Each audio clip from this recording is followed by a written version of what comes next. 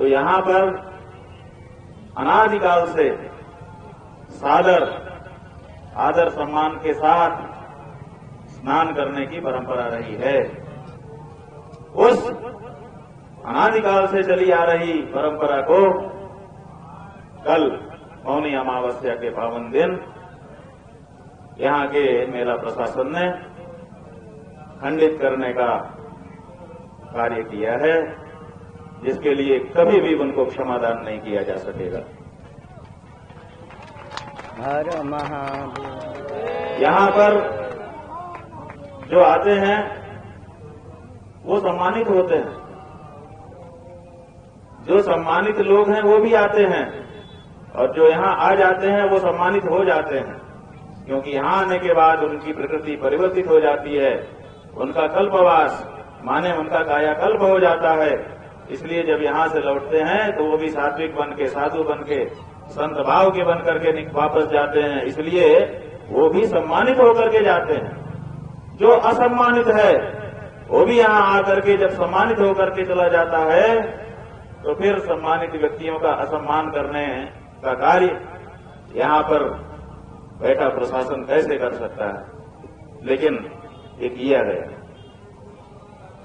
एक ही प्रश्न सबके मन में है कि आखिर ये क्यों किया गया। बहुत सारे लोगों ने कल से लेकर के आज तक प्रतिक्रिया व्यक्त की है। अधिकतर लोग ये समझ नहीं पा रहे हैं कि आखिर ये क्यों किया गया होगा। बहुत से लोगों के मन में ये भाव है कि इस समय जो मेला प्रशासन है वो उत्तर प्रदेश सरकार के द्वारा नियंत्रित किया जाने वाला प्रशासन है। उत्तर प्रदेश की सरकार तो एक भगवा कपड़ा पहनने वाले व्यक्ति, जिनको कोई साधु, कोई संत, कोई योगी, कोई धर्माचार्य कहता है, उनके नियंत्रण में है। तो किसी साधु संत के, योगी के, धर्माचार्य के नियंत्रण में रहने वाला जो मेला प्रशासन है वो किसी आचार्य का, किसी संत का अपमान कैसे कर सकता है। ब्रह्मचारियों के, सन्यासियों के, बालकों के, मातृशक्ति के, बुजुर्ग के ऊपर क्रूर प्रहार कैसे कर सकता है। ये एक बड़ा प्रश्न सबके मन में कल से गौंध रहा है, जवाब कोई नहीं दे रहा है। हमें बताया गया कि माघ मेला प्रशासन ने कल 4 प्रेस कॉन्फ्रेंस की है। आप उसके साक्षी बने होंगे। हम जो कह रहे हैं वो सही कह पा रहे हैं, सूचना हमारी सही है कि गलत, ये तो आप ही तय करेंगे। 4 प्रेस कॉन्फ्रेंस एक दिन में की गई है, ये बताने के लिए कि हमने क्या किया है, अपना कारनामा, अपना कीर्ति चक्र प्राप्त करने के लिए। लेकिन क्यों किया इसका कोई जवाब किसी के पास नहीं। कहते हैं कि शंकराचार्य जी आए, उनके लोग उद्दंडता कर रहे थे, उन्होंने बैरिकेड तोड़ दिए। पहला आरोप लगाया गया है। सीसीटीवी की फुटेज उन्हीं के कब्जे में है, हमारे कब्जे में नहीं है। उसको अभी तक सार्वजनिक नहीं किया गया है। किया जाना चाहिए था। कल की 4 प्रेस कॉन्फ्रेंस में किसी एक में तो करना चाहिए था। हम अपने शिविर से पुलिस अभिरक्षा में निकले हैं। सबसे आगे इस थाना के जो प्रभारी हैं, जो हमारे पास आए थे, उन्होंने हमको बताया था कि आपको स्नान कराने के लिए हमारी ड्यूटी लगाई गई है, हम आपका नेतृत्व करके चलेंगे। हम उस समय अपने कार्यकर्ताओं की पहचान के लिए, अपने परिवार की पहचान के लिए पीला दुपट्टा बांट रहे थे। हमने उनको भी दिया, उन्होंने उसको धारण कर लिया, ये कह करके कि हम आपकी ड्यूटी में है, इससे इसका पता चलेगा। उन्होंने अपनी वर्दी के ऊपर उसको भी धारण किया हुआ है, आप सीसीटीवी फुटेज में देखेंगे। और वो सबसे आगे नेतृत्व करते हुए चल रहे थे। उनके साथ के सिपाही उनके अगल बगल थे, उनके पीछे पीछे हमारा पूरा समुदाय अपने शिविर से निकलने से लेकर संगम तट पर रोके जाने तक उन्हीं के नेतृत्व में चला है। कहीं भी वो पीछे आगे पीछे नहीं हुए। तो जब एक सरकारी अधिकारी स्वयं हमको लेकर के जा रहा है, वही सबसे आगे चल रहा है। जहां बैरिकेड की बात कर रहे हैं, वहां पर भी बैरिकेड पर जो ड्यूटी लगी पुलिस थी, उससे उन्होंने ही बात की है, उन्होंने ही खुलवाया है। और उसके बाद हम लोग आगे बढ़े हैं। तो फिर हमारे ऊपर ये आरोप क्यों लगाया जा रहा है? और साथ ही साथ अगर पुलिस ड्यूटी में जो पायलट करके हमको लेके जा रहा था उनका व्यक्ति, अगर हमारे लोग उद्दंडता कर रहे थे, उसको ये लगता कि ये उद्दंडता कर रहे हैं, तो वो हमारे पास आता, कहता कि आपके लोग सही नहीं चल रहे हैं, हम आगे आपका नेतृत्व तो नहीं कर पाएंगे। लेकिन उसने तो ऐसी कोई शिकायत हमसे नहीं की, वो तो लेके गया।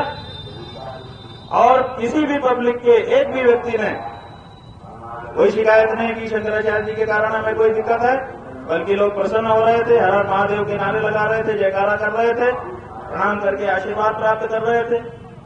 तो ये आरोप बिल्कुल गलत लगाया गया, भ्रम फैलाने की कोशिश की गई कि शंकराचार्य और उनके लोग उद्दंडता कर रहे थे। बिल्कुल हमने नियमों का पालन किया है, सदा किया है, कल भी किया है और भविष्य में भी करेंगे, क्योंकि हम मर्यादित लोग हैं। अपनी मर्यादा बनाए रखने के लिए कभी भी मर्यादा नहीं तोड़ते हैं। दूसरा, उन्होंने कहा कि इन्होंने परमिशन नहीं ली थी। आप ये बताइए कि गंगा के स्नान के लिए, संगम के स्नान के लिए किसी सनातनी को, किसी साधु को, किसी संत को, किसी धर्माचार्य को, किसी शंकराचार्य को क्या अब परमिशन लेनी पड़ेगी? प्रशासन की परमिशन लेगा तब जाकर के वो स्नान कर सकता है। ये कैसी बातचीत हो रही है? इन्होंने परमिशन नहीं ली थी। परमिशन लेकर के स्नान नहीं करेंगे। परमिशन देने का अधिकार किसी को नहीं है। ये मां हमारी है, हम उसके बेटे हैं। मां का हमारे ऊपर अधिकार है और हमारा मां के ऊपर अधिकार है। इसमें परमिशन की कोई बात नहीं है। पिता हमको पैदा करता है, वो भी मां से बात करने के लिए हमको परमिशन की बात नहीं करता कि जब तुम हमारी पत्नी से बात करोगे तो हमसे परमिशन लोगे। कभी आपने कोई उदाहरण देखा हो तो बताइए। तो मां बेटे के बीच में ये परमिशन देने वाले कौन लोग आ गए? और कैसे ये इस तरह की भाषा बोल रहे हैं? ये माघ का मेला शंकराचार्यों के द्वारा बसाया गया मेला है। यहां पर बहुत से लोग अपने पापों के प्रक्षालन के लिए आते हैं, बहुत से लोग पुण्य का उपार्जन करने के लिए आते हैं। शंकराचार्य को न तो पापों का प्रक्षालन करना है और न ही पुण्य का उपार्जन करना है। पाप का प्रक्षालन इसलिए नहीं क्योंकि उसने कोई पाप किए नहीं है, वो निष्पाप है, वो पाप से बच करके रहते हैं। और पुण्य का उपार्जन उनको इसलिए नहीं करना है क्योंकि पुण्य का उपार्जन करके स्वर्ग का भोग भोगने की उनके अंदर इच्छा नहीं है। इसलिए पाप पुण्य दोनों के लिए हम नहीं आए। हम क्यों आते हैं यहाँ पर? हम इसलिए आते हैं कि जब हम आते हैं और आकर के पवित्र डुबकी लगाते हैं तो हमको देखने वाला पूरा सनातनी समाज ये सोचता है कि जहां शंकराचार्य जी जाकर के डुबकी लगा रहे हैं हमें भी वहां पर जाना चाहिए। हमारी डुबकी को देखकर ये करोड़ों जनता यहां पर आई हुई है और आप हमारे रास्ते को रोकते हैं और कहते हैं इन्होंने परमिशन नहीं लिया।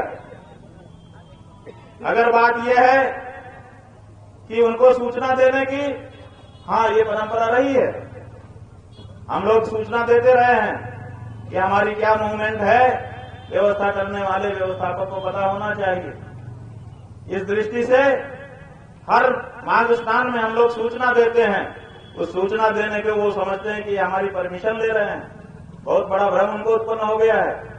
हाँ, हम सूचना देते हैं, क्यों? क्योंकि हमारे ही व्यवस्था में वो लगे हैं, ऐसा मान करके उनको सूचित करते हैं ताकि वो उस अनुसार की व्यवस्था पहले से बनाए रखें। जो सूचना प्रतिवर्ष हमारे शिविर के द्वारा उनको दी जाती है वो इस वर्ष भी दी गई थी। सीधे कागज ले जाकर के दिया गया, रिसीविंग नहीं देते हैं, इसीलिए व्हाट्सएप के माध्यम से उनको सूचित किया गया। हमारे जो प्रभारी हैं उनका व्हाट्सएप आप लोग चेक कर सकते हैं। 3 दिन पहले से उनको सूचना दी जा रही है, पूरा कार्यक्रम लिख करके दिया जा रहा है कि ये कार्यक्रम है, ये कार्यक्रम है, व्यवस्था बनाइए। और उनकी तरफ से फोन आकर के कहा जाता है कि कोई बात नहीं, कोई बात नहीं। तो हमने तो सूचना दी है। अगर सूचना नहीं दी होती तो भी एक बार आप कह सकते थे कि हमें सूचना तो कम से कम महाराज जी करते, आपकी शब्दावली तो अच्छी रखते। आप कहते हैं परमिशन नहीं लिया, हम कह देना चाहते हैं कि अगर प्रशासन ये शब्दावली वापस नहीं लेता है कि साधु संत परमिशन ले, तो हम प्रशासन को यहाँ पर काम नहीं करने देंगे भविष्य में। हम गंगा स्नान परमिशन लेकर नहीं करेंगे, वो हमारा जन्मसिद्ध अधिकार है और उस अधिकार को छीनने का अधिकार किसी को नहीं है, न किसी प्रशासन को है, न किसी सरकार को है और न किसी व्यक्ति को है। बंधुओं, सवाल वही बना हुआ है कि आखिर ये सब क्यों हुआ। वो कहते हैं कि परमिशन नहीं ली, हमने बता दिया। वो कहते हैं कि इन्होंने बैरिकेडिंग तोड़ी थी, हमने बता दिया। अब तो कुछ बचा नहीं। अब वो कहते हैं कि ये पालकी में थे और कहा गया कि पालकी से उतर जाइए, तो नहीं उतरे। इसमें दिक्कत हुई। तो हम आपको बता देना चाहते हैं कि शंकराचार्य जी जब भी स्नान करने के लिए गए हैं, पूरा इतिहास माघ मेले का विशेषज्ञों को बुला करके बैठाइए, वो पालकी में जाते रहे। ये शंकराचार्य जी का विशेष वाहन है पालकी। इसी पालकी में अपने शिष्यों के द्वारा श्रद्धा पूर्वक ढोए जाते हुए शंकराचार्य यात्रा करते रहे हैं। श्रृंगेरी के शंकराचार्य जी ने विजयनगर साम्राज्य की स्थापना की थी।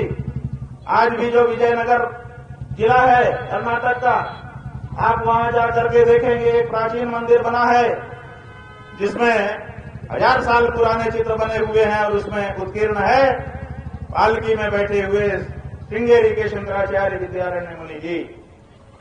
पालकी में बैठ करके निकलते हैं। आज भी उनका जब विशेष पर्व होता है, मेले में जाना होता है, तो पालकी में बैठ करके जाते हैं। आज भी हमारे ज्योतिर्मठ में जब भगवान बद्रीनाथ जी का मठ खुलने वाला होता है, 48 किलोमीटर की दूरी है ज्योतिर्मठ से बद्रीनाथ धाम की, पालकी में ही शंकराचार्य जी की गद्दी। आज भी जबकि मोटर वाहन हो चुके हैं, आज भी पालकी जाती है और जब पट वहां का बंद होता है, नीचे पूजा शुरू होती है, तो पालकी ही शंकराचार्य जी की आती है। सरकार की अभिरक्षा में आती है, मिलिट्री सुरक्षा में लगती है। पालकी में शंकराचार्य लोग चलते रहे हैं। आप जब कुंभ का माघ मेले का इतिहास उठा करके देखेंगे तो आप पाएंगे कि जो हमारे गिरी पुरी भारती वन अरण्य पर्वत सागर तीर्थ आश्रम सरस्वती, ये 10 नामी सन्यासी हैं।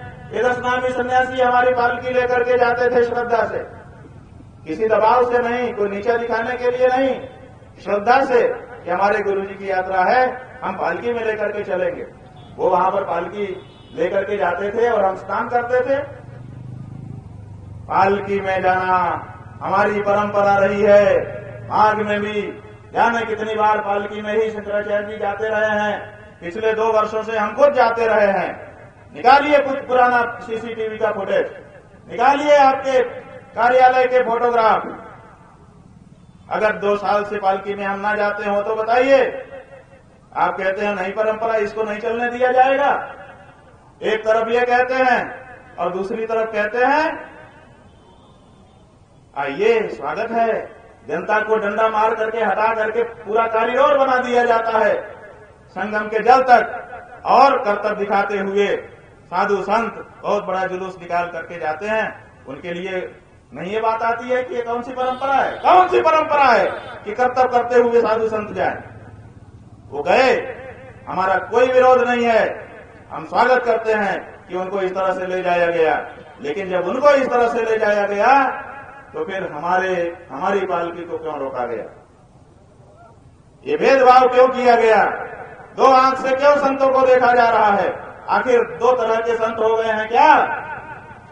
बस ये जो बात है ना, इसी बात में कल की घटना का सारा रहस्य छिपा हुआ है। असल में 2 तरह के संत मान रहा है यहाँ का प्रशासन। एक जो चापलूसी करे, जो गलत को भी जी बहुत बढ़िया कहे, और एक जो सच बोल दे। तो सच बोल देने वाले को संगम स्नान से रोका जाएगा और चापलूसी में ठकुर स्वाति कहने वालों को भेजा जाएगा। ये जो प्रशासन की नीति है कि संतों को 2 फाड़ में बांटो, ये सही नहीं है। हम इसका विरोध करते हैं। इसलिए भेद बुद्धि रखने वाला प्रशासन यहाँ का दायित्व संभालने के अर्ह नहीं है, इसको बदला जाना चाहिए। बंधुओं, एक बात हम बड़ी मार्मिक बताना चाहेंगे कि कल हमारी मृत्यु हो जाती, जो हमने पूरा दिन भर का परिदृश्य देखा, सवेरे 9 बजे से यहां से निकले थे, 9:47 पर पत्रकारों ने बताया है सीसी फुटेज देख करके कि 9:47 पर वहां पर हमारी पालकी को रोक दिया गया था। 47 मिनट को छोड़ दीजिए, उसके बाद से लेकर के शाम को 5 बजे तक का जो समय है, 5 बजे यहां ला करके हमको खड़ा कर दिया गया।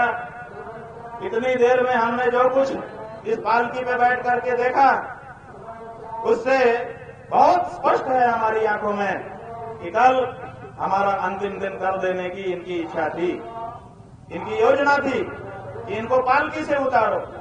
बार बार हमारे ऊपर यही जोर डाला जा रहा था कि पालकी से उतरो, पालकी से उतरो, पालकी से उतरो। पालकी से उतरने की इतनी बड़ी जिद क्यों? क्योंकि जैसे ही हम पालकी से उतरते, उनके 150-200 सादे जवान खड़े थे चारों तरफ। वो लोग भीड़ बन करके आते, धक्का मुक्की शुरू करते।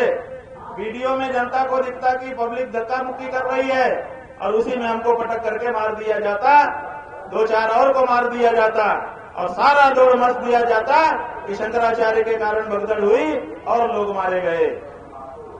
आज आपकी हेडलाइन में यही होता जैसे कुंभ में हुआ था, भगदड़ मची।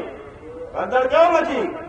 क्योंकि 1:30 बजे रात को इसी प्रशासन का, कुंभ मेला प्रशासन का एक अधिकारी माइक लेकर के बोलने लगा। लोग सो रहे थे और वो कहने लगा, बड़ी तेजी से उठाने लगा, उठो भागो, उठो भागो। और उनके लोग हाथ पैर चलाने लगे, डंडा चलाने लगे। जो लोग सोए हुए थे उनको कम से कम 1-1.5 मिनट का समय चाहिए होता है नींद बोलने के बाद अपनी स्वाभाविक प्रकृति में आने के लिए। वो उनको मिला ही नहीं।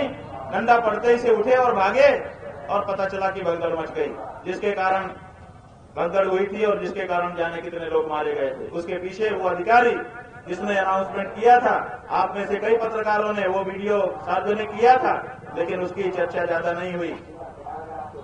वो अधिकारी था। इसी तरह से भगदड़ तो कराई जाती है, कल ये कराने की योजना थी। और इसकी पुष्टि कैसे हुई कि पहले हमको रोका गया, और रोकने के बाद हमारे एक एक व्यक्ति को पकड़ पकड़ करके घसीट करके हमारी आंखों के सामने ले गए।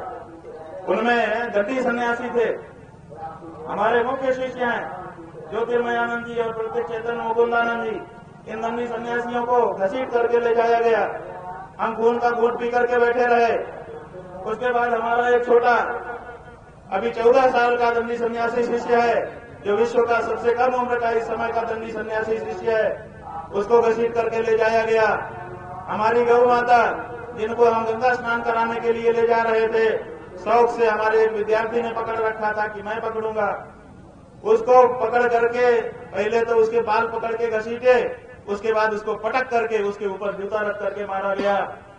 और ये माता जी है, साध्वी जी, पूजा जी, ये बेचारी श्रद्धा से आई थी कि शंकराचार्य जी के साथ जाकर के अच्छे से स्नान कर लेंगे। हमसे पहले से ज्यादा परिचित नहीं थी, केवल 1-2 बार पहले मिली हुई थी। इन्होंने सोचा कि हम शंकराचार्य जी के साथ अच्छे से स्नान कर लेंगे, हमारे साथ लग गई थी। इनको मारा गया। रात भर अभी अस्पताल में भर्ती रह करके तब अभी डिस्चार्ज होकर के आई हैं। अभी इनकी तबीयत तक हम नहीं पूछ पाए। ये 94 साल का बुजुर्ग, बताइए इसका ये क्या ऐसा कर देने वाला था? इस बुजुर्ग को गिरा दिया गया। अब गिरा करके इसके पूरे शरीर पर जूते से मारा गया, पूरे शरीर पर। मेडिकल रिपोर्ट है, हाथ में चोट है, छाती पे चोट है, पसली में चोट है, कूल्हे में चोट है, घुटने में चोट है, पैरों में चोट है, पूरे शरीर में जूते से दे लात इनको मारा जा रहा है। अब बताइए, इनका चेहरा देखने के बाद कौन होगा ऐसा? शायद रावण भी इनके ऊपर दया कर देता, लेकिन नहीं दया आई। इसका मतलब ऐसे लोग हैं। ये माता जी हैं, इनके घुटने में चोट आ गई है। सर्वे सरस्वती जी हैं। अभी रुकिए, आप लोगों का अलग से कर लेंगे लोग। स्वामी प्रत्यक्ष चैतन्य मुकुंदानंद जी, किशोर भाई, वैष्णवानंद ब्रह्मचारी हमारे, ये नेपाल से आकर के दीक्षित होकर के सेवा कर रहे हैं। इनको इनका लंबा बाल पकड़ पकड़ करके उठा करके, माने बाल को पकड़ करके ताकत से यूं उठाना और जैसे कपड़ा पटका जाता है धोबिया पछाड़ में, वैसे इनको नीचे पटकना। और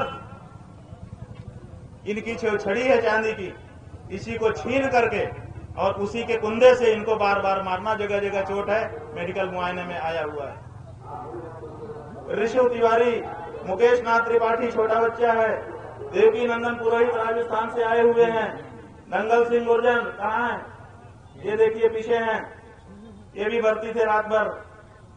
अंजू क्षत्रिय 80 साल के बुजुर्ग बाबा ये, और एक कृष्णा नाम का बच्चा।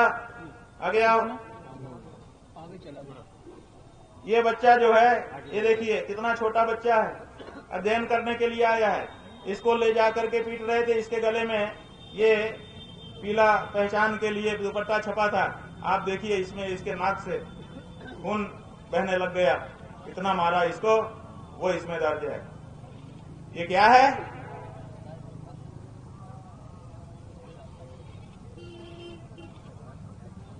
हमारे कुल 35 लोगों को इन्होंने पकड़ लिया और उसके बाद हम पूरी तरह से अकेले हो गए।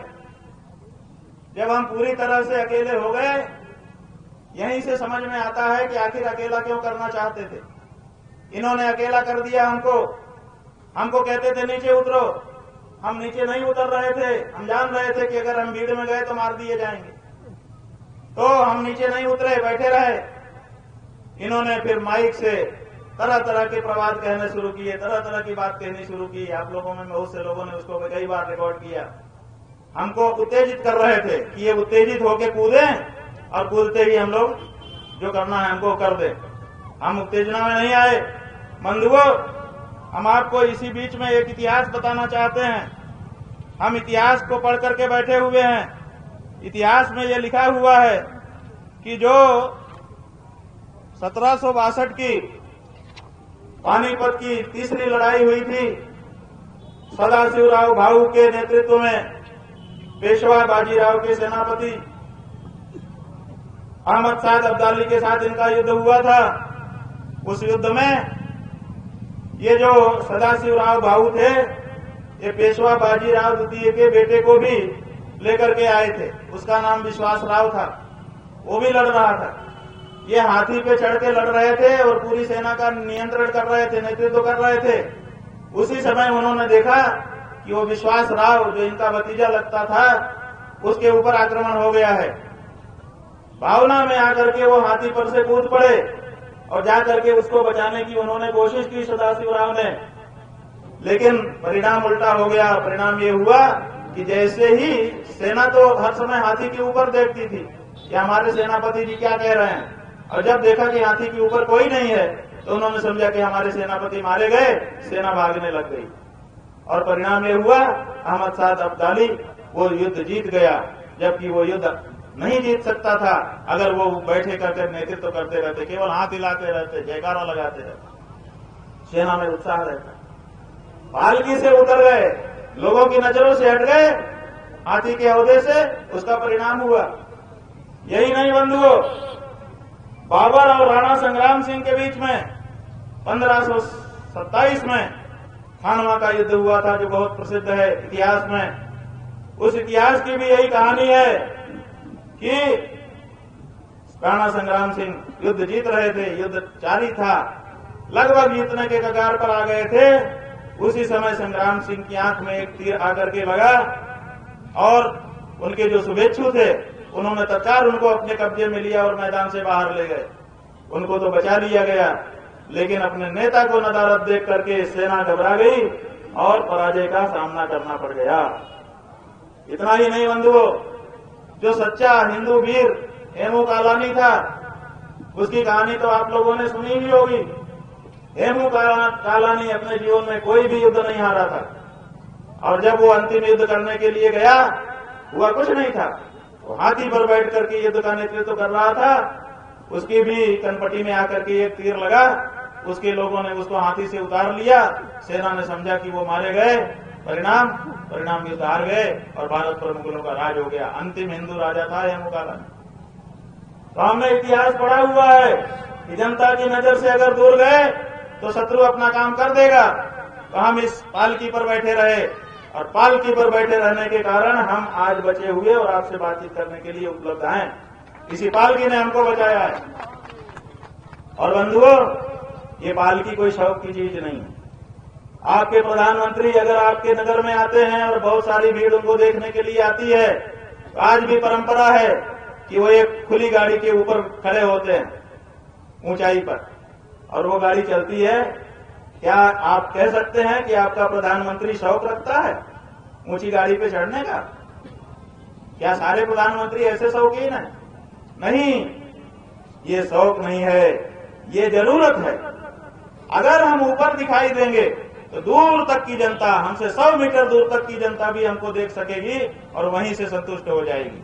और अगर हम उसको दिखाई नहीं देंगे तो हमको देखने के लिए वो एक दूसरे के ऊपर चढ़ेगी, भगदड़ मचेगी और अप्रिय घटना होने की संभावना हो जाती। शंकराचार्य पालकी पर इसलिए नहीं चलते कि उनको पालकी पर चलने का शौक है।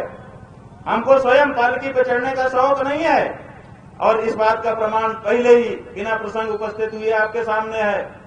हम यहाँ पर पिछले 3 दिन से, कल का दिन छोड़ दें तो, गौ माता की रक्षा के लिए एक प्रेरणा यात्रा कर रहे हैं जो कभी किसी ने नहीं की है। आपके जो 5000 कैंप लगे हुए हैं, उन 5000 कैंप के सामने पैदल चल के नंगे पांव जा रहे हैं। कभी गया है कोई शंकराचार्य किसी साधु महात्मा के घर के सामने, उसके शिविर के सामने? कोई अधिकारी गया है किसी सामान्य साधु के शिविर के दरवाजे?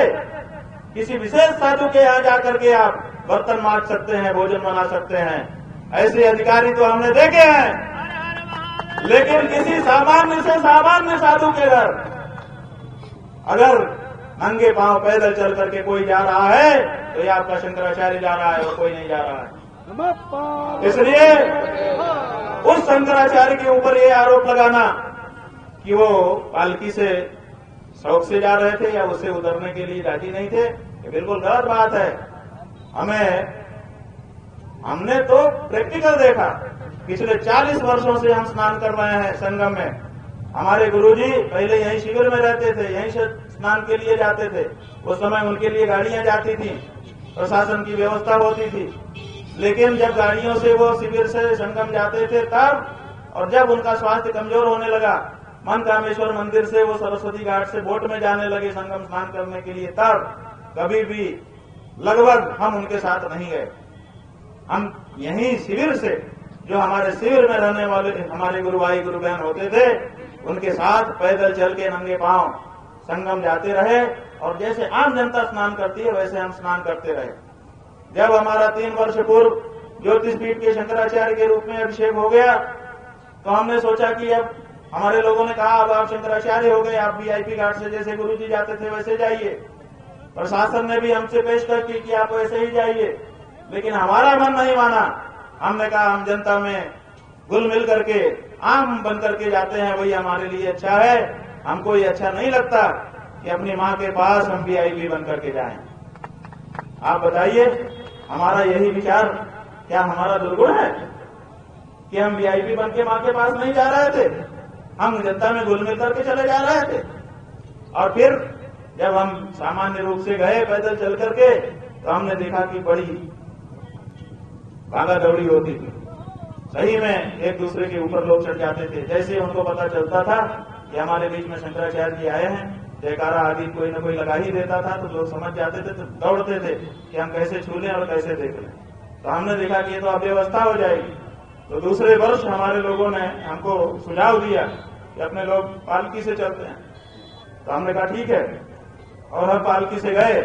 पिछले वर्ष गए और उसके एक और वर्ष पहले 2 वर्ष से पालकी में ही जा रहे हैं और इसी रूट से 2 नंबर पुल पार करके ही जाते हैं, 1 नंबर पुल से वापस आते हैं। हमारा रूट बना हुआ है। तो हम पिछले वर्ष और उसके पिछले वर्ष पालकी में बैठकर अपने पूरे परिवार के साथ वहां गए, स्नान किया, चले आए। आप बताइए कि पिछले वर्ष या उसके पिछले वर्ष, माघ मेले की बात कर रहे हैं, पिछले वर्ष से कुंभ मत लगाइए, क्योंकि कुंभ में अलग व्यवस्था थी। हम लोग अलग से गए थे, 3 शंकराचार्य एक साथ स्नान किए थे।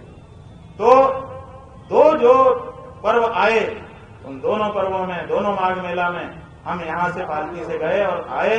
बताइए किसने शिकायत की कि शंकराचार्य जी के कारण कोई भगदड़ हुई या हम कोई अव्यवस्था हुई, बल्कि लोगों ने और अच्छा समझा।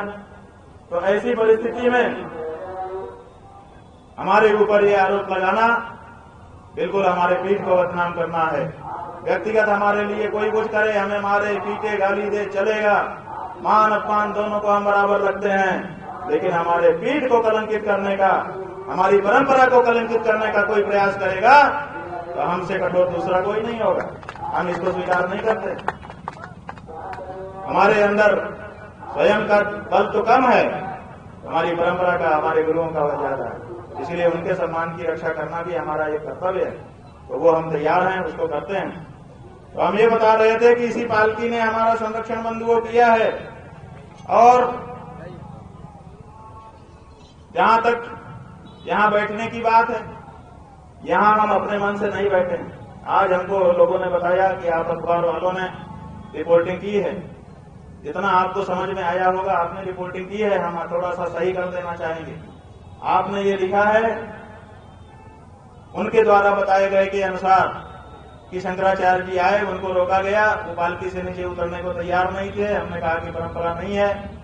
फिर जिद हुई और उसके बाद उनके लोगों को उन्होंने वो किया, अलग किया, फिर वो चले गए। ऐसा उनका वक्तव्य है। हम चले नहीं गए क्योंकि हम चल नहीं सकते थे। हमारी पालकी जब तक कोई ढोता नहीं हो सकता था। तो जब हमारे लोग थे ही नहीं तो हमारी पालकी कौन ढोता? तो हमको सादी वर्दी में, इनकी कमर में पिस्टल लटके हुए थे, ऐसे जवान 25-30 आकर के घेर लिए और फिर उनमें से कुछ लोगों ने हाथ लगाया हमारी पालकी को ले जाने के लिए। आप लोगों में से कई लोगों ने रिकॉर्डिंग भी की है। हमने उनसे पूछा कि भाई तुम कौन हो, पहले बताओ, और कहां ले जा रहे हो बताओ। तो वो पीछे हो गए। वो ना तो अपनी पहचान बताना चाहते थे और ना ये बताना चाहते थे कि वो हमको कहां ले जा रहे हैं। और आप देखिए कि आपके शंकराचार्य को पूरी भीड़ में, यहाँ तरह तरह के लोग हैं, अनजाने लोग हैं, पता नहीं कौन किस भावना से आया हुआ है, वहां उन्होंने हमारे परिकरों से बिल्कुल हमको अकेला कर दिया। एक अकेला, जीवन में कभी हम अकेले नहीं रहे। हम रात को सोते भी हैं तो 2 लोग हमारे पास बैठ के जागते रहते हैं। एक ऐसा समय नहीं आता, नहाते भी हैं तो बाथरूम के बाहर 2 लोग रहते हैं। कभी हम अकेले नहीं रहते हैं। ये जीवन का हमारा पहला दिन था पिछले 25 सालों में, क्योंकि हम सन्यासी जब से हुए हैं तब से हमारा नियम है, तब से हमारे साथ हमारे परिकर हर समय रहते हैं। सोते समय भी जगते हुए बैठे रहते हैं। तो कल ये पहला अवसर था कि प्रशासन ने पूरी तरह से हमको अकेला कर दिया। आखिर क्यों अकेला किया होगा? और फिर पुलिस के जवान लेके चले। हम डांटा, भाई तुम या तो पहचान बताओ या तो बताओ कहां ले जा रहे हो। तब हम कुछ सोचे और नहीं तो हटो, तो हट गए क्योंकि कैमरे थे आपके। लेकिन पीछे जाकर के ये जो बैग है इसके पीछे छुप करके धक्का मारते हुए हमारे रथ को वो ले चले। पहले तो वो ले करके गए किला पर, जहां किला की दीवार है, और वहां ले जाकर के एक ढाल पर खड़ा कर दिया, आधे ढाल पर, और उसके बाद गायब हो गए सब लोग। हमने देखा कि अब कोई आगे भी नहीं ले जा रहा है, कुछ हो नहीं रहा है। हमने पूछा भाई क्या बात है? कोई कुछ बोलने को तैयार नहीं। पब्लिक आ गई, वो प्रणाम आदि करने लगी। हम वहीं कहते कि भाई हमारे साथ अनहोनी हो रही है, तो जनता गुस्से में आ जाती। हमने किसी से कुछ नहीं कहा, बंधु को धैर्य धारण किए रहे, मुस्कुरा करके उनको आशीर्वाद देते रहे। ये कुछ नहीं दिखाया कि कुछ गड़बड़ हो रहा है। लोग प्रणाम करते रहे, घेरे रहे। हमने पूछा ये कौन सी जगह है? कोई बता नहीं पा रहा था, तो क्योंकि किला दिख रहा था, एक व्यक्ति ने कहा ये किला है। हमने कहा ठीक है। फिर 15-20 मिनट के बाद वही जवान फिर से आ गए और फिर से हमारे रथ को धक्का मारने लगे।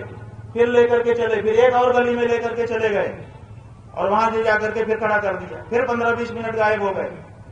बाद में हमने पूछा कि कहाँ गए वो लोग, तो लोगों ने बताया वो पीछे वो झुंड बना करके खड़े हुए हैं, बात कर रहे हैं आपस में। फिर वो बात करते रहे, हम जनता के साथ हम कुछ भी ना दिखाते हुए हाथ हिलाते रहे।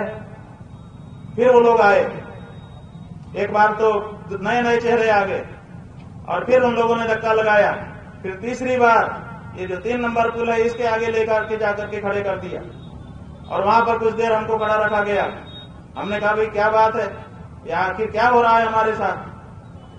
तो उन लोगों ने बताया तो कुछ नहीं, लेकिन धक्का पीछे से मारते रहे, कभी कभी जनता के ऊपर चढ़ा देते थे। जनता के ऊपर चढ़ा देते थे तो हमको यही लगता था कि वो चाहते हैं कि जनता के ऊपर जब चढ़ा देंगे तो जनता उग्र हो जाएगी तो इनको खींच के पटक देगी। हम राम राम कहते हुए बैठे थे अपनी पालकी के ऊपर, ये प्रभु आप ही रक्षा कर सकते हो। और भगवान रक्षा करते रहे, करते कराते ला करके 5 बजे शाम यहाँ हमको छोड़ दिया। जैसे उन्होंने किया था, हमने इस पालकी को सीधा भी नहीं किया, जैसे उन्होंने छोड़ा हमने कहा क्या बात है, कहां जा रहे हो? बोले यहीं तक हमको आदेश था। हमने कहा तो इसका मतलब तुम आदेश से लाए? तो फिर कुछ नहीं बोले। एक उसी में से आया, बोला क्या करूं, नौकरी है। हमने कहा भाई ठीक है करो नौकरी। नौकरी करने के लिए कहे, तुम अपनी मां का हत्या करने कहे तो कर दोगे? चुप हो गया, क्या कहता वो भी बेचारा, चला गया। उसके बाद हमने सोचा हम क्या करें। हम अपने शिविर से प्रातःकाल 9 बजे भगवान की पूजा अर्चना करके, दंड का तर्पण करके बड़ी प्रसन्नता के साथ संगम स्नान के लिए निकले थे। संगम स्नान हमारी अभिलाषा था। संगम स्नान हमको अगर नहीं करने दिया गया तो अब अमावस्या तिथि जब तक नहीं होती है तब तक तो हम जहां है वहीं बैठे रहेंगे। तो सवेरे 7 बजे लघुशंका गए थे हम, उसके बाद मौका नहीं लगा था। रात को 1 बजे अमावस्या पूर्ण हो रही थी। रात को 1 बजे तक 18 घंटे हम इसी आसन पर बैठे रहे। ना तो अन्न का एक दाना खाया, ना तो एक बूंद पानी पिया, और ना लघुशंका के लिए उतरे। 18 घंटे इस तरह से हमको संयम बांध करके बैठने के लिए इसने मजबूर कर दिया। क्यों मजबूर कर दिया? आप में से बहुत से लोगों ने लिखा कि शंकराचार्य जी धरने पर बैठ गए। बिल्कुल गलत बात है, हम कोई धरने पर नहीं बैठे हुए हैं। आप में से कुछ लोगों ने लिखा कि अनशन पर बैठ गए।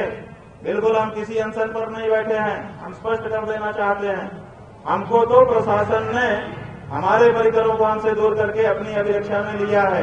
वो जहां छोड़ गए हैं हम वहीं हैं और वहीं बने रहने वाले हैं।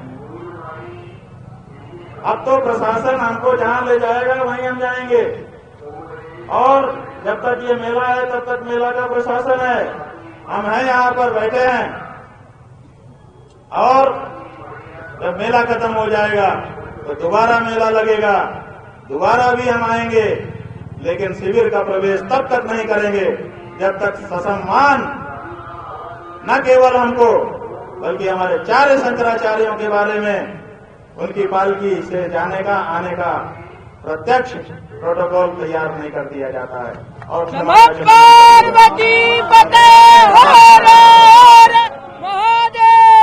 तात्कालिक रूप से हमारे मन में ये बात आई थी कि हम मेला छोड़ करके चले जाएं, जहां सम्मान की रक्षा नहीं है वहां क्यों रहें। लेकिन सवेरे द्वारका पीठ के शंकराचार्य जी महाराज का टेलीफोन आया। उन्होंने कहा कि आप चले जाएंगे तो उससे प्रशासन को तो और सुविधा हो जाएगी। वो तो चाहते ही हैं कि जो धार्मिक लोग हैं वो मेले से दूर हो जाएं, ताकि मेले को व्यवसाय का केंद्र बना दिया जाए। मंदिरों को व्यवसाय का केंद्र बनाया जा रहा है, मेला क्षेत्र को व्यवसाय का केंद्र बनाया जा रहा है, नास्तिकों को यहाँ बुला बुला करके बसाया जा रहा है। उनके इस कार्य में उनको और सुविधा हो जाएगी। इसलिए उन्होंने कहा कि आप कृपया यहाँ रहिए। हमने उनके परामर्श को, उनका आदेश माना। हमारे बड़े गुरु भाई हैं, हमारी उनकी एक साथ दीक्षा हुई है, हमारा उनका एक साथ पट्टाभिषेक हुआ है, हमारा उनका एक साथ मन मिला हुआ है। हमने कहा आपका जो आदेश हम स्वीकार करते हैं। तो हमने अपना जो विचार था उसको बदल दिया। अब हम यहाँ बैठे हैं, लेकिन हमारी टेक है, और टेक ये है कि अपने शिविर के अंदर हम तब प्रवेश करेंगे जब सम्मान केवल हमारा नहीं, 4 शंकराचार्यों का सुरक्षित हो जाएगा। बल्कि शंकराचार्यों का ही क्यों, हम तो कहते हैं कि जो हमारे 5 वैष्णवाचार्य हैं, जो हमारे 13 अखाड़ों के आचार्य हैं, वो हमारे परंपरागत गुरु हैं। उनके भी सम्मान की सुरक्षा का व्यवस्थित प्रोटोकॉल घोषित हो जाना चाहिए। ये नहीं कि किसी के साथ कभी भी कुछ भी व्यवहार करो, इसको स्वीकार नहीं किया जाएगा। बंधुओं, हम इस टेक को कायम रखेंगे जब भी मेला आयोजित होगा मेले में आएंगे, लेकिन रहेंगे फुटपाथ पर। तब तक शिविर में प्रवेश नहीं करेंगे जब तक जो अपराध कल यहाँ के प्रशासन के द्वारा किया गया है उसको स्वीकार करते हुए उसकी सार्वजनिक क्षमा याचना नहीं कर ली जाती है। और हम ये बताना चाहेंगे बंधुओं, हम चाहते तो यहीं पर संत सम्मेलन बुलाते। आप जो भेद की नीति दिखा रहे हैं कि कुछ संतों को आप सुविधा देंगे, कुछ का अपमान करेंगे, इससे संत दो फाड़ हो जाएंगे। संत कभी दो फाड़ नहीं है, हम सब एक हैं। लेकिन हम यहाँ वो चीज को नहीं दिखाएंगे। यहाँ तो हमने गौ रक्षा प्रेरणा यात्रा प्रारंभ की है, उसको जारी रखेंगे। कैंप जाएंगे और गौ माता के लिए जो संकल्प प्रेरणा हम संतों को दिला रहे हैं उसको दिलाते रहेंगे। बोले शंकराचार्य भगवान की। और अभी तक तो हम पैदल नंगे पांव जा रहे थे, अब पालकी में ही जाएंगे। और जहां तक ताकत दिखाने की बात है, हम यहां ताकत नहीं दिखाएंगे क्योंकि यहां तो पहले से ही लोग आए हुए हैं। कंप्यूटर बाबा ने अभी घोषणा आपके सामने की है, आगामी 10-11 मार्च को चैत्र के कृष्ण पक्ष की शीतला सप्तमी और शीतला अष्टमी को दिल्ली में हम आमंत्रित करते हैं संतों को। आइए, आ करके अपनी एकजुटता दिखाइए। अब तय होना चाहिए कि क्या संत चापलूस होगा कि संत जो है वो सत्य सनातन धर्म के साथ खड़ा होने के लिए तैयार होगा। हमारे ऊपर जो आक्रमण किया गया है वो क्यों किया गया है? पहले ही हमने प्रश्न उठाया था, जवाब नहीं दिया। अब हमारी तरफ से सुनिए, ये इसलिए उठाया गया है क्योंकि हम गौ रक्षा की बात कर रहे हैं और भारतीय जनता पार्टी की सरकारें गौ हत्या को बढ़ावा दे रही हैं अपने कार्यकाल में, गौ मांस के व्यापार को बढ़ावा दे रही हैं अपने कार्यकाल में, गौ मांस विक्रेताओं से चंदा ले रही हैं अपने काल में। इसलिए ये नहीं चाहती हैं कि कोई साधु संत गौ माता की रक्षा की बात करे, और हम कर रहे हैं। इसीलिए इनकी आंखी किरकिरी हम बने हैं। लेकिन ये कितना भी परेशान करें, अब तो गौ माता की रक्षा के लिए जो कदम बढ़ा है वो पीछे हटने वाला नहीं है, और वो उतनी मजबूती से आगे उठेगा जितना हमारे ऊपर जुल्म होगा। करिए, कितना जुल्म करना चाहते हैं, करिए, कितना अपमान करना चाहते हैं, डालिए कितनी बाधाएं डालना चाहते हैं।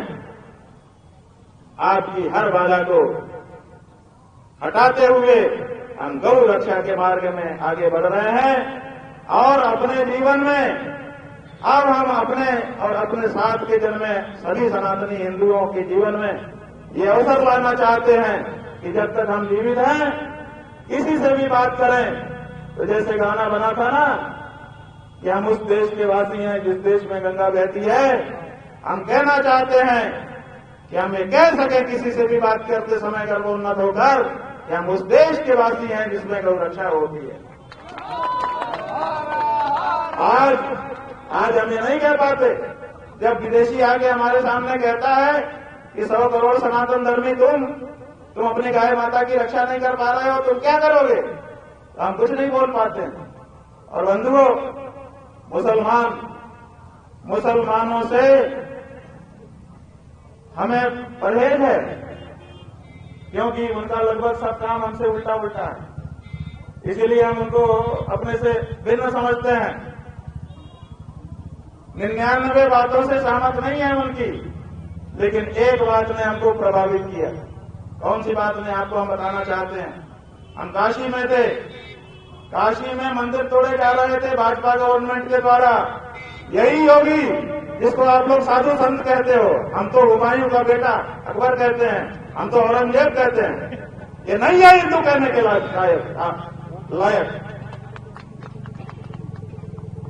ये मंदिर तोड़ने का समर्थन करने वाला आदमी है। 150 से ज्यादा मंदिर तोड़ दिए गए, एक शब्द नहीं निकला इसके मुंह से, इसलिए कि इसकी मुख्यमंत्री की गद्दी ना चली जाए। मुख्यमंत्री की गद्दी को महत्वपूर्ण समझने वाला पौराणिक मूर्तियों के सामने क्या हिंदू हो सकता है? वो सत्ता लुलुफ है, वो हिंदू नहीं है। इसलिए हमने आवाज उठाई कि भाई ये गलत हो रहा है, ये ठीक नहीं हो रहा है, और हम निकले। हमने आह्वान किया कि जो हमारे साथ आना चाहते हैं वो निकलिए। काशी की हर गली में बंधु हम गए। 750 किलोमीटर की यात्रा हमने गली गली में की। जो मोबाइल कदम नापता है उसी से पता चलता है। जब हमने 40 दिन की यात्रा पूरी की तो हमने देखा 750 किलोमीटर हो गए थे। काशी की कोई गली नहीं बची। 40 दिन तक नंगे पांव हमने यात्रा की मंदिरों को बचाने के लिए। 85 हिंदू हम पहले दिन निकले थे और अंतिम दिन 100 भी नहीं हो पाए। बीच के किसी भी दिन 100 से ऊपर हिंदू हमारे साथ नहीं आए।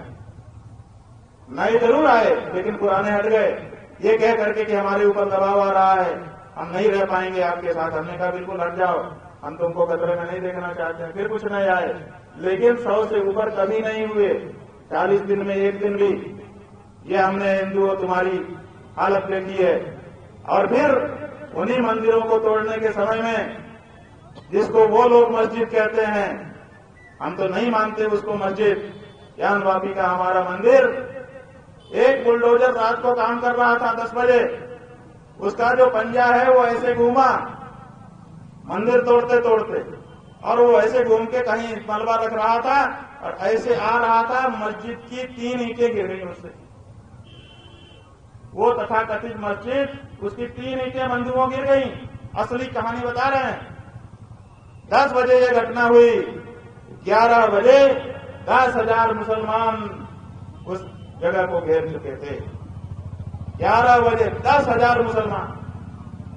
और नरेंद्र मोदी को, आदित्यनाथ योगी को मां बहन की गालियां बाकायदा रिकॉर्डिंग पर आप लोगों के कैमरों के सामने आईडी लगा करके दे रहे थे। वो सब प्रसारित भी हुआ। वहीं से हमने देखा किसी एक के ऊपर FIR नहीं हुई। और सवेरे 4 बजते बजते सारे अफसर आ गए और आकर के उन्होंने हाथ पैर जोड़ लिए और 3 ईंटों को सीमेंट लगा करके जहां का तहां सेट कर दिया। धन्य है मुसलमान, कम से कम अपने धर्म स्थानों की रक्षा के लिए वो घर से निकलता तो है। अधिकार है उन कायर और नकली हिंदुओं से जो अपने आप को हिंदू कहते हैं और गौ माता के मांस को बिक्री करके उसके चंदे से राजनीति करते हैं और अपने आप को हिंदू नेता कहते हैं। हम तो कहेंगे, मार डालोगे ना, मार डालो। ये धरती खाली नहीं रहती है, कोई न कोई फिर पैदा हो जाएगा और तुम्हारी नाक में फिर नकल कर देगा। ये सत्य मरता नहीं है। व्यक्ति को मार करके सत्य को नहीं मार सकते। हमने बार बार आवाज उठाई है, आज भी उठा रहे हैं, आगे भी उठाएंगे। तुम्हारे द्वारा किए जा रहे इस अपमान से हम परेशान नहीं हैं। हमको तो आप मौका दे रहे हो, हमारा जितना अपमान करोगे उतना हमको मौका मिलेगा अपनी बात कहने का। इसलिए इस बात पे विचार करो। अब बंधुओं, हम अंतिम बात बताएंगे, उसके बाद विराम लेंगे। और वो अंतिम बात यह है कि हम परिचय कराना चाहते हैं आपका। अभी तक आपने जिन लोगों का परिचय अलग ढंग से देखा है, अब उनका परिचय करा रहे हैं। ये देखिए, एक चित्र है, ये एक महिला का चित्र है, सौम्या अग्रवाल, कमिश्नर प्रयागराज। अगर गलत हो तो सुधार लीजिएगा, क्योंकि हमको जैसा बताया गया उसके आधार पर हम कह रहे हैं। सौम्या अग्रवाल, कमिश्नर प्रयागराज। ये यहाँ की कमिश्नर है, मंडल अध्यक्ष हैं, बड़ी पदाधिकारी मानी जाती हैं। डीएम भी इनको रिपोर्ट करता है। अगर ये चाहती तो ये मौके पर मौजूद थी। हमने इनको सामने खड़ी हुई देखा था। है आपके लिए, तुम्हारे लिए नहीं। हमने कहा चलो भाई, तुम्हारा प्रशासन का माइक अगर हमारे लिए है ही नहीं है तो कोई बात नहीं। और दूसरा एक अच्छा मौका आया, ये अनाउंसमेंट कर रहा था कि जहां पर बहुत भीड़ है वहां पर इन्होंने अपना रथ खड़ा कर दिया है, जिसके कारण पब्लिक को बड़ी दिक्कत हो रही है। हालांकि वहां नहीं हो रही थी, वो तो एक कोने में था स्थान। तो हमने उससे कहा कि अगर दिक्कत हो रही है तो जवानों को कहे कि वहां खड़ा करवा दो जहां खाली है। हमने क्या गलत प्रस्ताव किया? अगर इनको हमको बात भी करना था तो पहले आके यही तो कहना चाहिए था, महाराज जी जरा इधर कर लें, थोड़ा बात करनी है, तो ये एकांत में ले जाते, ये समस्या ही ना उत्पन्न होती। कोई भी व्यवहारिक पुलिस वाला होता तो यही करता कि पहले वो कहता महाराज जी जरा इधर कर लें, अपने को थोड़ी बात करनी पड़ेगी व्यवस्था के संबंध में, तो हम मना कर देते, ले जाता एकांत में एक जगह पे खड़ा कर लेता, फिर जो भी होता। इन्होंने बीच रोड पे खड़ा किया और फिर हमारे ऊपर आरोप लगाने लगे। फिर क्या हुआ कि हमने कहा कि उठवा करके वहां रख दो, तो बड़े अच्छे से कहा, हमको याद रहेगा कि पुलिस के कंधे इसके लिए नहीं बने हैं। बड़े गजब डायलॉग के अंदाज में कहा कि पुलिस के कंधे इसके लिए नहीं बने हैं। और फिर थोड़ा सा ऐसा शब्द कहा जो अच्छा नहीं लगेगा हमारे स्वयं के, हमारे लिए है, कुछ गाली शायद बोल करके कि तुम्हारे लिए नहीं, इस तरह का था।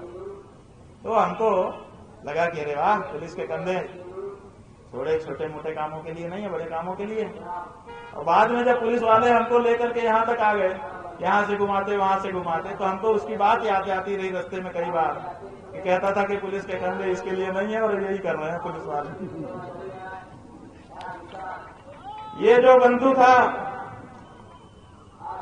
इसी ने कहा कि इसके साथ के सबको हटाओ और इसे नीचे उतारो। पहला आदेश इसी ने कहा था कि इसके साथ के सबको हटाओ और इसको नीचे उतारो, ये व्यक्ति। उसके बाद दो लोग और हैं, एक ये चेहरा है, ये देख लीजिए, मध्यम कद काठी का एक गोलमोल सा व्यक्ति, जैसे हमारे ये पत्रकार बंधु है लगभग इन्हीं की काठी का। बताया गया ये यहाँ का जिलाधिकारी है मनीष कुमार वर्मा। हाँ, इस साइड भी देख लो भैया, ये मनीष कुमार वर्मा, नाम गलत हो सही करवा दीजिएगा, जिलाधिकारी प्रयागराज, ये भी वहां पर उपस्थित है। जिलाधिकारी एक सम्मानित पद होता है, जिम्मेदार पद होता है। आशा की जाती है, राष्ट्रपति आशा करता है कि हम जिलाधिकारी के माध्यम से पूरे जिले पर नियंत्रण रखेंगे। ये लोग राष्ट्रपति को रोज आख्या भेजते हैं, ये वहां स्वयं उपस्थित थे। क्या इनको अपने विवेक शक्ति का प्रयोग करते हुए इस तरह के मामले पैदा होने देने चाहिए था, जिससे पूरे प्रदेश और पूरे देश में कोलाहल मचे? निश्चित रूप से ये जानबूझ करके ऐसा कर रहे थे। अगर ऊपर से इनको कहा गया था तब तो ठीक, तब तो आपके अच्छे सिपाही हैं, जो आप कहते हो करते हैं, आज्ञाकारी हैं। आज्ञाकारी भी अच्छा माना जाता है कुछ मामलों में। लेकिन अगर ये आपको खुश करने के लिए कर रहे थे, तो आपके खुश होने से नहीं चलेगा। आपकी बड़ी किरकिरी भी इस मामले से हुई है। जो सिंधु सनातनी जनता है, उसने आपके अपने शंकराचार्य के अपमान को अच्छे से नहीं लिया है। अभी तक हिंदू सनातनी जनता ने ये अधिकार पुलिस प्रशासन को और सरकारों को नहीं दिया है कि वो हम आचार्यों का अपमान करने की शक्ति प्राप्त कर लें। तो इनकी गलती यह है कि प्रेस में इन्होंने असत्य बातें, भ्रामक बातें फैलाई और मौके पर मौजूद रहने के बावजूद इन्होंने ऐसा कोई उपाय नहीं किया जिससे ये घटना इतनी बड़ी ना बनती, बात का पतंगर न बनता। और बंधु, अब जो चित्र हम दिखा रहे हैं, जैसे किसी मैच में मैन ऑफ मैच होता है, मैन ऑफ द मैच, जैसे किसी फिल्म में खलनायक होता है, समझ लो वो चित्र हम दिखा रहे हैं। ये देखिए, ये व्यक्ति, ये जो व्यक्ति है, ये असली व्यक्ति है। इसी ने सबसे पहले आके हमारी पालकी रोकी। इसी ने जब अंदर हमारे शिष्य ले जाए गए पुलिस द्वारा पकड़ के घसीट के, इसी ने उनको सबको मारा। अगर ये लोग चोटिल हैं, जितने लोग चोटिल हैं, लगभग सब इसी की मार से चोटिल है। यही सबको मार रहा था अंदर जाकर। जो ले जाया जाता था उसी को ये मारता था और बेरहमी से मारता था। इसका नाम बताया है, पहले बताया शक्ति और बाद में बताया कि कोई विनीत सिंह है। ये सीओ पद पर बताया जा रहा है। चेहरे से ही आप लोग जान जाएंगे, अगर जानते हो तो बता दीजिए, नहीं तो कोई बात नहीं है, चेहरा तो पक्का यही है। ये जो व्यक्ति है, यही मारपीट कर रहा था, बुरा बर्ताव कर रहा था, मुंह से गालियां निकाल रहा था,